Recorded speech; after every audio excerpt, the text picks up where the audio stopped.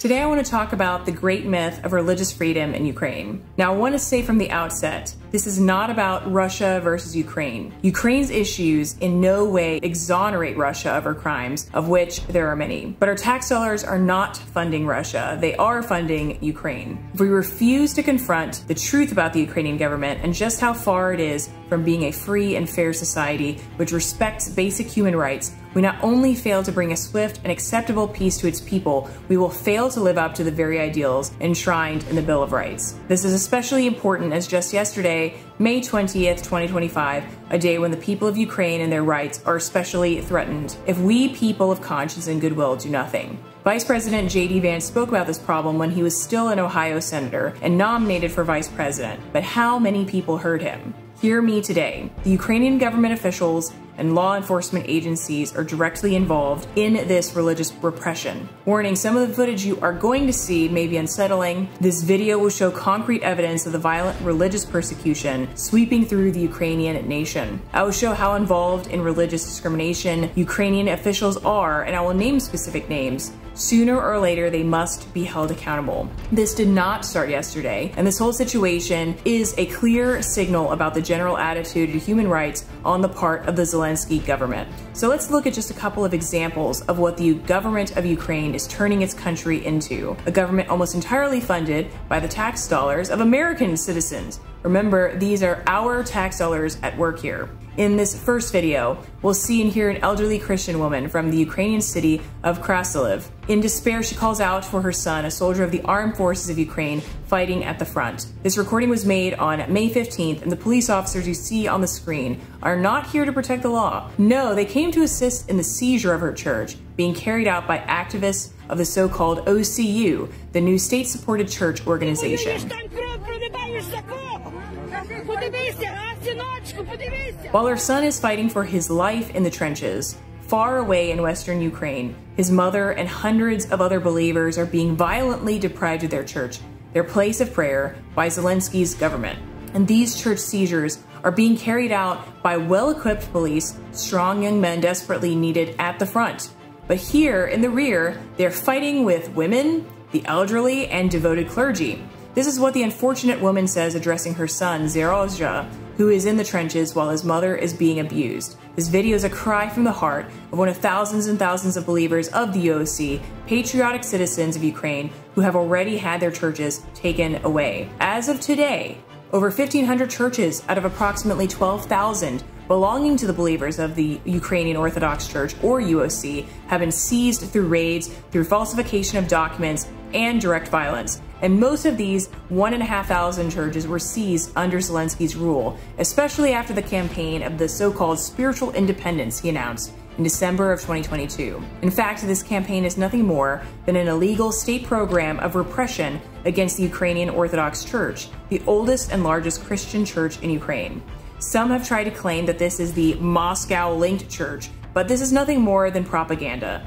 The UOC gained administrative independence from Moscow in October of 1990. A relationship of friendship was maintained, and the primate of the UOC, Metropolitan Onufry of Kiev and all Ukraine, was granted an honorary seat in the Russian Council of Bishops.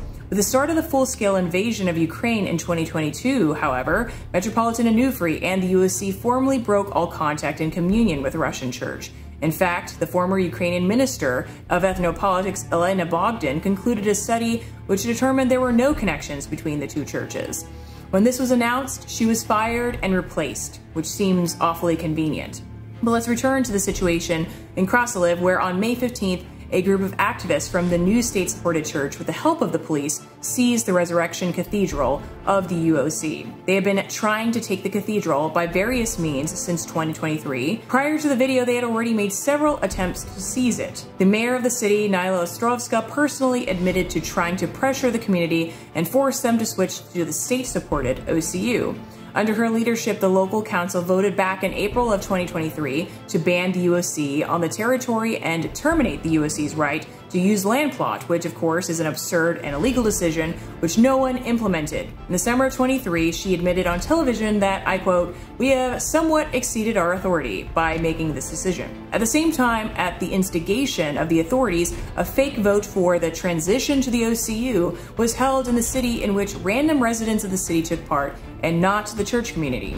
Its illegitimacy was confirmed by the words of the mayor, Nyla Ostrovska, herself, stating that it was not the church community that gathered, but I quote, "Parasilov residents, i.e. just city residents, came out to a general meeting, expressed their desire, put their signatures, and for the UOC to transition to the OCU." At the same time, the believers of the UOC held their legal meeting, confirmed their loyalty to the UOC, and defended their church, not letting the would-be raiders in. Here is another quote from the mayor, which finally dots the I's. "Unfortunately, the rectors and parishioners of the Ukrainian Orthodox Church really do not want to voluntarily transition to the OCU, although I have repeatedly met with the priest and tried to convince him, but unfortunately there is no voluntary transition." Like she says, no one has voluntarily transitioned anywhere. Can you imagine something like this in America?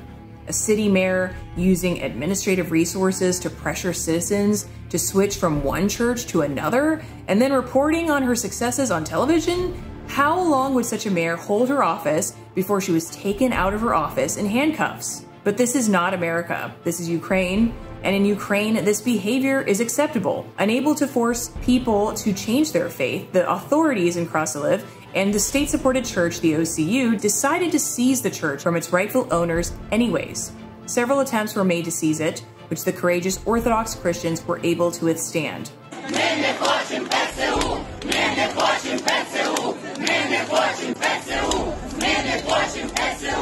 It was only in May 15th of 2025, early in the morning, when the thugs from the OCU, with unprecedented large-scale assistance from the police, forced their way onto the cathedral grounds, cut the locks, and seized the cathedral. As they forced their way in, these thugs attacked the priest, Archpriest Alexander Dunets, who was inside the church trying to prevent the loss of the Holy Church of God. They violently threw him to the floor and took away the phone with which he was filming the lawlessness that was unfolding.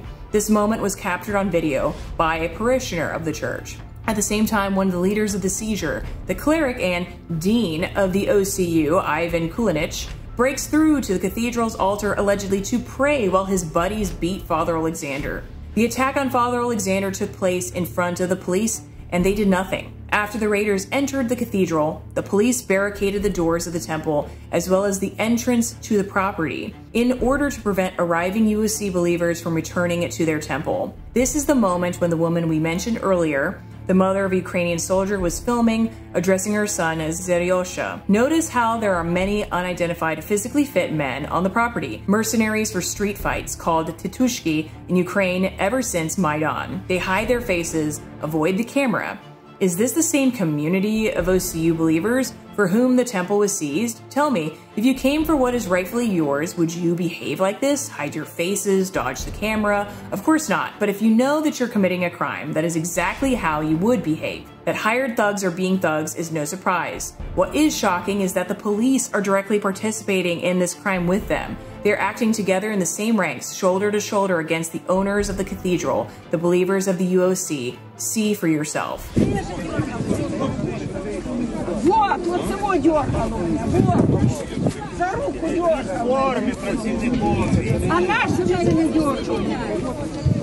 Moreover, the entire director of the Khmelnytsky Municipal Enterprise Electrotrans, Zary Bobuk, is participating in the seizure, nor is this his first time. On other occasions, he's come with an electric cutting wheel to cut off the locks. Also on the cathedral's property, as part of the attackers' group, citizens identified several high-ranking Ukrainian security officials in civilian clothes who did not introduce themselves and did not show documents. One of them is an employee of the SBU department for the Khmelnytsky region, Yuri Alexandrovich Sharogov. Here he is, in green pants in the photo. Another is the head of the Krasilivsky Police Department, Roman Tomichishin. А ви їх не пускаєте, понімаєте? Ви не пускаєте людей, яких взагалі не при ділах. Ми нічого не розводимо, ми просто, я вам говорю, був суд проти нього, ладно, він один. Another is the head of the Preventative Activities Department of the main directorate of the National Police in the Khmelnytsky region, Valentin Belyansky. Is there any doubt that these high-ranking law enforcement officials are directing the seizure of the cathedral and are directly involved in this crime. Just like the thugs, they redirecting, they refuse to identify themselves, and I wonder why. No matter how much they try to justify and legitimize these crimes through illegal court decisions to transfer the temple to the OCU on the basis of that very fake vote in 2023, of which the mayor herself admitted the fact that all this is one continuous crime is clear to the naked eye. A crime which local authorities and law enforcement agencies are so directly involved that there is no doubt who the main perpetrator is. To my fellow Americans, I ask you to remember the names of these officials: Ostrovska, Bobok, Kulinich, Belyansky, Tomachyshin, Cheragov, all of whom would have already been brought to justice in the US. God willing, Ukrainians will live to see peace, victory over their aggressor, the restoration of democracy and the rule of law in their country. I've said this before and I will say it again. I and the absolute majority of the Republican Party of the United States support Ukraine and its sovereignty. We sympathize with the struggle of the Ukrainian people for independence and freedom. Ukraine is a wonderful country, a wonderful and courageous people with a rich culture and proud history, a history above all else of perseverance. However, today the evidence shows that it is ruled by criminal elites who destroy basic civil rights in this European country. Ukrainians deserve better, and believers of the UOC deserve equality and protection of their legal rights. That is why I'm recording this video. I want to repeat that what happened in Krasiliv is not something unique. There are hundreds of such cases when the authorities openly participate in the seizure of churches and the suppression of freedom of religion.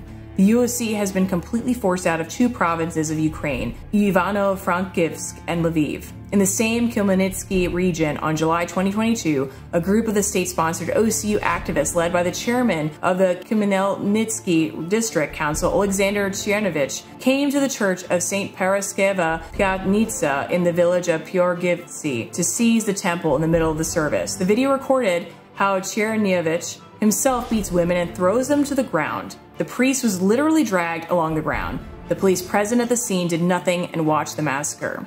On April 12, 2025, during the seizure of the St. Nicholas Church of the UOC in the village of Verkhny Stanivtsy in Bukovina, together with activists of the state-sponsored OCU, police officer Sviatoslav Kishlar, head of the Department of Preventative Activities of the main directorate of the National Police in the Chernivtsi region, is one of the first to cross the fence dismantled by the raiders and enter the territory of the church together with them. Law enforcement officers do not interfere, but actually allow them to break first the fence and then the doors of the church. The police themselves use physical force against the believers of the UOC, pushing them away from the raiders, even taking the invaders under the protection and creating a human corridor for them. One of the police officers loses his temper with a parishioner of the UOC, who reproaches him for complicity in the crime and violently assaults her. Thus, the police ensured the success of the seizure of the church in Verkhny Stanivtsy, after the previous attempt to seize it failed on the night of April 8th and 9th. That night, believers defended their church from an attack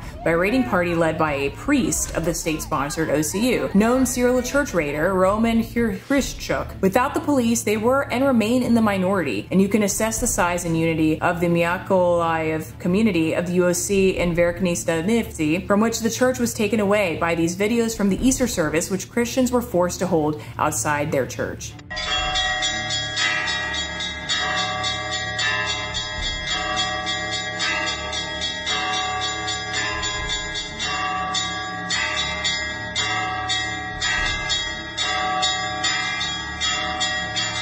Another fresh example from Bukovina. On May 16, 2025, the day after the seizure in Krasiliv, a group of OCU activists stormed and seized the UOC church in honor of the Nativity of the Blessed Virgin Mary in the town of Zastavna, Chernivtsi region. At the same time, the clergy of the OCU took the most active part in the violent attack, wielding a crowbar, throwing people around and breaking down doors. They were assisted by representatives of the local authorities. Leonid Goltsov, deputy head of the village, was spotted in the crowd. He also used his hands and pulled apart women who were defending their church.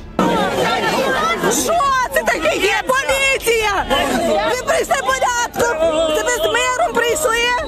The situation in the city of Cherkasy is especially indicative, where the mayor of the city, Anatoly Bondarenko, personally called on the townspeople to participate in the seizure of the St. Michael's Cathedral of the diocesan administration of the UOC on October 17, 2024, and then himself participated in the lawlessness. Думаю, десь близько з 11 години, 12 запрошую громаду міста Черкаси, тому що там зрозуміло, що відбуваються зараз такі події. Запрошую громаду міста Черкаси висловити свою думку стосовно існування Московської церкви в нашому місті.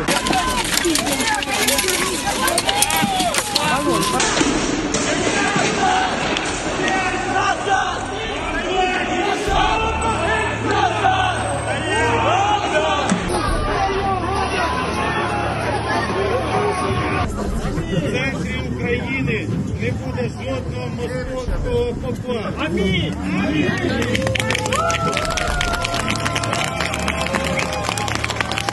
On that day, the main striking force of the state-sponsored OCU were radical ultranationalists, and the assault was accompanied by mass violence, shootings, and scuffles.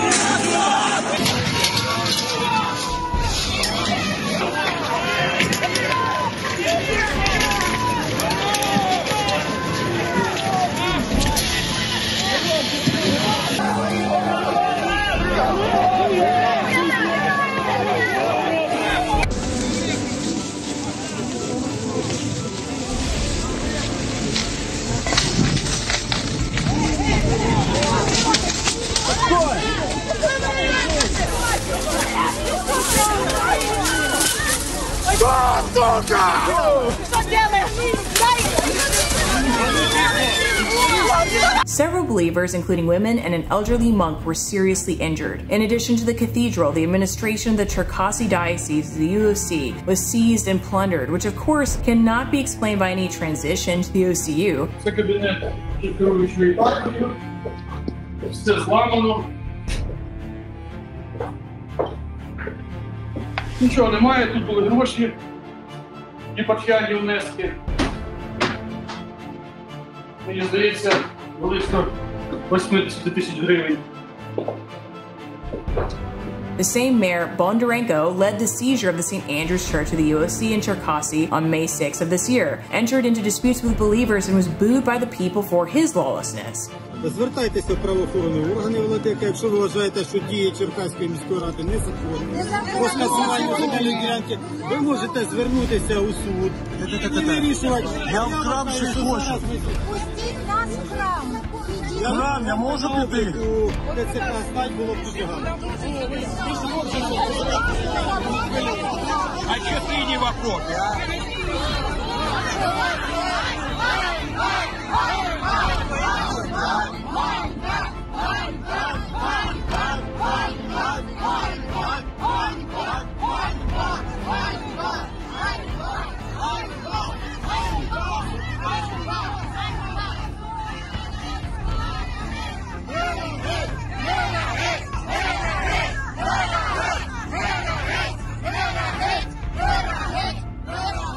The Cherkasy seizures involving the mayor have such resonance not only because of his open involvement and abuse of power, but especially because they are blatantly illegal even in Ukraine. The fact is that if in other situations the imitation of a community vote for the transition to the OCU are being considered legitimate in court, that can't work in Cherkasy because both of these churches, not to mention the building and property of the diocesan administration, are in the direct private ownership of the Cherkasy diocese itself and not of any individual community, as in those other cases. The situation in Cherkasy is a violation not only of freedom of conscience and religion, not only of the law and order itself, but also against the very principle of the inviolability of private property. While the United States has the tools to protect itself and its citizens, the citizens of Ukraine are defenseless against this tyranny, and most vulnerable and discriminated group of the Ukrainians today in the territories controlled by the Ukrainian government are the believers. of the Ukrainian Orthodox Church. Today, their situation is only getting worse. On May 20th, 2025, the barbaric law number 3894-9 went into full force in Ukraine. The law has been criticized by the UN, the U.S. Commission on International Religious Freedom, the Anglican Church, the Vatican, and other organizations and human rights activists. This repressive document,